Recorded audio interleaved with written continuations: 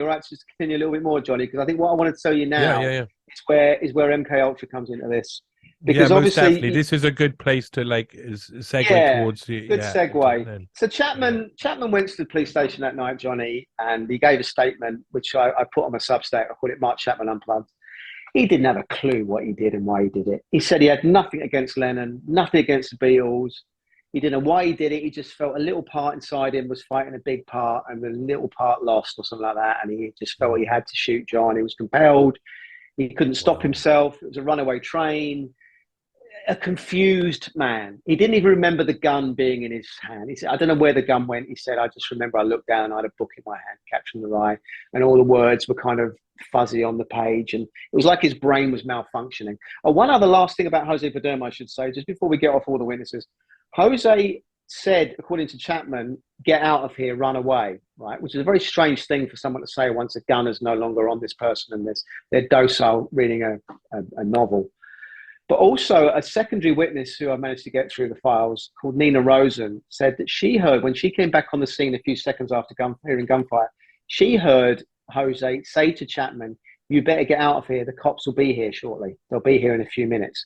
Now, that doesn't sound to me like the sort of thing an innocent man would say to a killer who's standing there docile without a gun on him. That's kind of like he was, for some reason, Jose was desperate for Chapman to run, Jose get was out. expecting a certain series of events to happen, and Yes, suddenly there was a it didn't malfunction in happen. You Chapman. got it. You got it. Okay, so there could be it could be that there was a secondary operation that went once Mark To Chapman take started. Chapman out, because Central Right. Park was across the road. If Chapman went to run, I believe Chapman was meant to run, and I believe he was meant to be taken out, a la Oswald in the Oh, cinema. yeah, yeah, And yeah, I believe he wasn't meant to live, because there was some very nefarious people, Johnny, who I'll reveal maybe in another podcast with you in my book, who were desperate to talk to Mark and get in his cell after he was arrested. Desperate, very strange intelligence linked people who were desperate to get into Mark Chapman's cell. Now, one of those people who got into his cell, this is what's going to blow your mind. So if you imagine that Mark Chapman we know for a fact now that he was imagining he was doing something that he couldn't possibly feasibly do, right? So he was having some kind of psychotic episode. You could say he was hypnotized to think he was shooting John Lennon when he wasn't. You could say, I would say, certainly. So is there any evidence of MK Ultra intelligence hypnotism going on in Mark's life? Well, here let's just get down to it. I won't go into all the hypnotists that were throughout Mark's life leading up to the murder, but there were many. And they were linked to Christianity, they were linked to the military, and he had hypnotists in his life all through his life from the age of 15 to the night 25 when he wow. shot John Lennon. And Wow.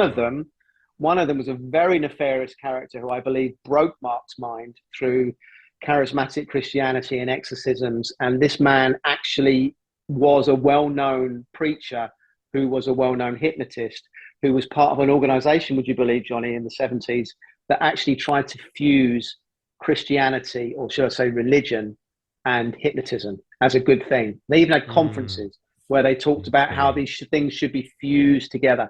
Now, these charismatic exorcism prayer groups that Mark went to, Mark said he was deeply disturbed by them. Mark was just coming off a major LSD binge, and he was being kind of, I believe at that point, that was where they were breaking his mind to make it malleable. And I believe they did it through this speaking in tongues, laying of hands.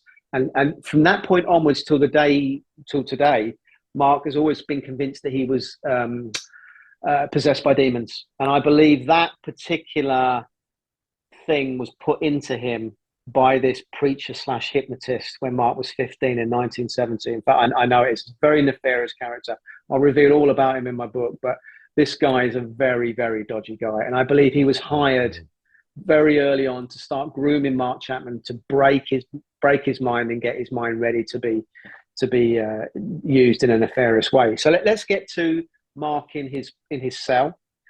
A lawyer was hired called Herbert Adlerberg, but after 2 days he got so many death threats on the phone he decided to bail.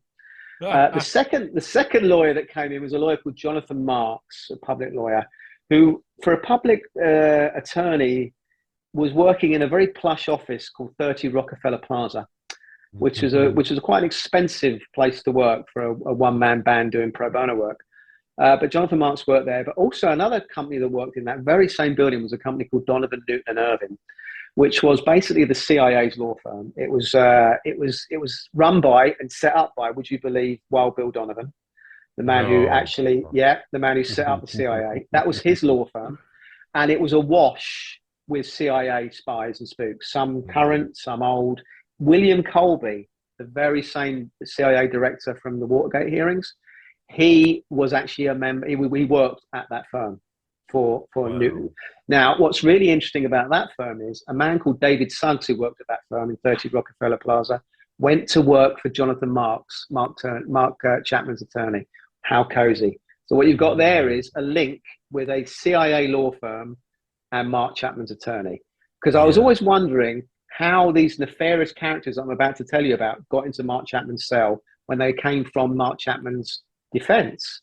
And then when I found out about this David Suggs and about the CIA law firm he worked for and the fact that Jonathan Marks was in the same building, it was all very cozy. Now, I'm not saying that Suggs and Marks did anything untoward. They might have just been suggested to use these people I'm about to tell you about, and they put them in Mark's cell unknowingly, knowing what they might do to Mark. But you do have to ask questions, don't you? So the first guy who bowls into Mark's cell to analyze him, to assess him, was a hypnotist that Jonathan Marks decided to tell the world about in the New York Post. I'm going to get Mark Chapman hypnotized to find out what's going on in his mind. He actually, it was a front page news headline story. But this guy's name, this is what's going to blow your mind now. Let's go back to MK Ultras quickly. I'm sure most of your listeners and viewers know MK Ultra was a CIA program that was multifaceted. There was operations left, right, and center. It went on for decades. It was all about mind control. It was about using psychedelic drugs. It was about getting truth serums. There was hundreds of offshoots, but it was basically one of the main core elements of MK Ultra was to try and create a Manchurian candidate who could kill somebody and not realize they were killing them and forget why they killed them after they killed them.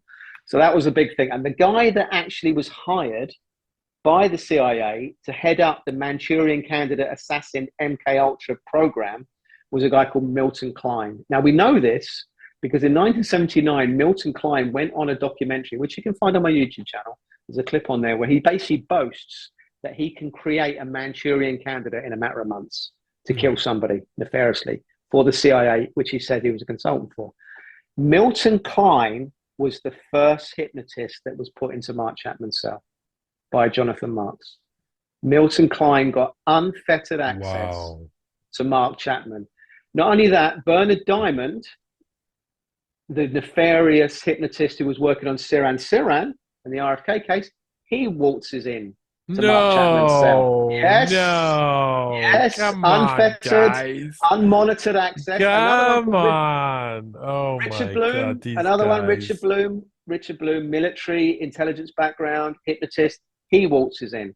Now, the problem is, after Mark spent many months talking to these guys on the record, off the record, there are tapes of their recordings, but you can be absolutely certain they weren't pressing record all the time. Mark then rings up his lawyer and says, I've decided now not to plead innocent. I don't want an insanity innocent plea. I'm going to plead guilty.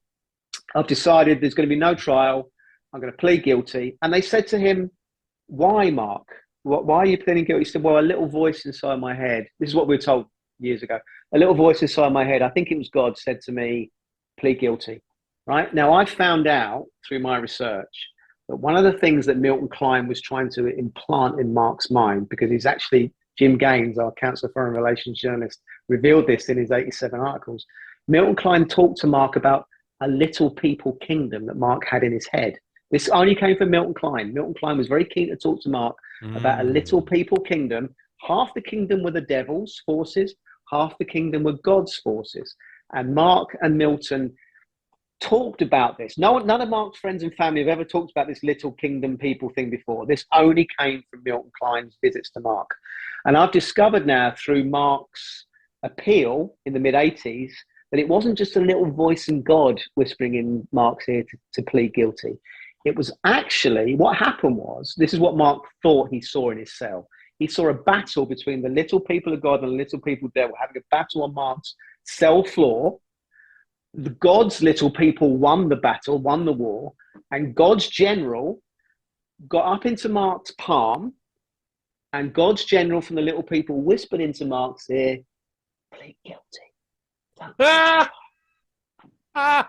And this is the exact little people scenario BS that Milton Klein and Milton Klein only was discussing with Mark Chapman, the CIA Manchurian candidate. He was obviously sent in there to get Mark to plead guilty through some BS reason and make sure that everything I've just told you for the last 2.5 hours about the forensics and the witness statements and the medical never came out in a court of law. Because if it did, it would have been thrown out.